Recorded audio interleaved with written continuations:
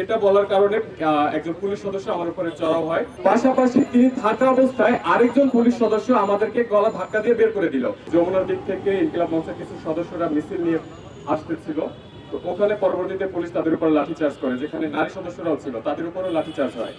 তো আমি সেই ফুটেজ নিচ্ছিলাম, আমি ছিলাম লাইভে। আমি শুধু মুখে একবার বলেছিলাম যে নারী সদস্যদেরকেও লাঠিচার্জ করছে পুলিশ সদস্যরা, এটাই ছিল আমার ভুল। এটা বলার কারণে একজন পুলিশ সদস্য আমার উপরে চড়াও হয়। একটু পরেই সে এসে সজোরে আমার উপরে আঘাত করে, যেটা সরাসরি লাইভেই ছিল, আপনারা দেখেছেন। আমার হাতের এখানে আঘাত করে, পরবর্তীতে তিনি আরো এক দুটো আঘাত করেন, যেখানে আমার ফোনটা পড়ে যায়। যখন আমি ফোন তুলতে নিচে যাই, তখন একসাথে তারা 4 থেকে 5 জন মিলে আমাকে পেছন থেকে আঘাত করে। এখন পরবর্তীতে ডিসি মাসুদ সাহেব ওখানে আসে, আমরা তাকে পেয়ে তার কাছে যাই, কারণ এর আগে তিনি মাঝে মাঝেই আমাদেরকে সহযোগিতা করেছেন, আমরা অস্বীকার করি না। কিন্তু কালকে যখন তার কাছে আমরা বললাম যে আমাদের উপরে আঘাত করা হয়েছে এবং সেটা ইন্টেনশনালি তার আঘাত করেছে, সেটা তিনি এড়িয়ে গেলেন। তিনি কোনো কথাই বললেন না, কোনো জবাব দিলেন না। পাশাপাশি তিনি থাকা অবস্থায় আরেকজন পুলিশ সদস্য আমাদেরকে গলা ধাক্কা দিয়ে বের করে দিল।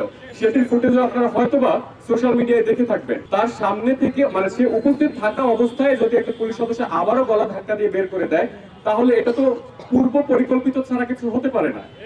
তারা প্ল্যান করেই হয়তোবা আসছে, কারণ এর আগে সাংবাদিকদের সাথে এরকম হামলার ঘটনা ঘটেছে। হয়তো সেটা বিচ্ছিন্ন হতে পারে, হয়তোবা সেটার প্রুফ না থাকতে পারে, কিন্তু এটা তো চোখের সামনে, এটা তো ফুটেজ আছে, ভিডিও আছে। যমুনা টিভি এবং স্টার নিউজের ফুটেজে আপনারা স্পষ্ট দেখতে পাবেন যে আমার উপরে কিভাবে হামলা হয়েছিল। পাশাপাশি কালবেলা তখন লাইভে ছিল, সেখানে আপনারা দেখতে পারবেন। আমার পাশাপাশি যখন আমার উপরে হামলা হলো, আর কিছুক্ষণ পরে প্রায় 4 থেকে 5 জন সাংবাদিকের উপরে হামলা হয়েছে, যেগুলো ফুটেজ আপনারা দেখতে পাচ্ছেন। ভাই, আমরা গণমাধ্যম কর্মী, আমাদের মিথ্যে বলার সুযোগ নাই, আমাদের সবকিছু রেকর্ড হয় এবং সোশ্যাল মিডিয়া সেটা দেখতে পাচ্ছেন। কিন্তু এত কিছুর পরেও তারা বলে যে হয়তোবা ভুল করেছে বা ভুল বুঝে হয়েছে, চিনতে পারে নাই। ভাই, কেমনে চিনতে পারে নাই? আমার গলায় আইডি কার্ড ছিল, আমার হাতে বুম ছিল, বা অন্যান্য যাদেরকে মেরেছে তাদের হাতে আইডি কার্ড, তাদের গলায় আইডি কার্ড ছিল, হাতে বুম ছিল, কিভাবে চিনতে পারেনি? তারা হচ্ছে দুঃখ প্রকাশ করে। ভাই, আমি দুঃখ প্রকাশ দিয়ে পানি খাবো?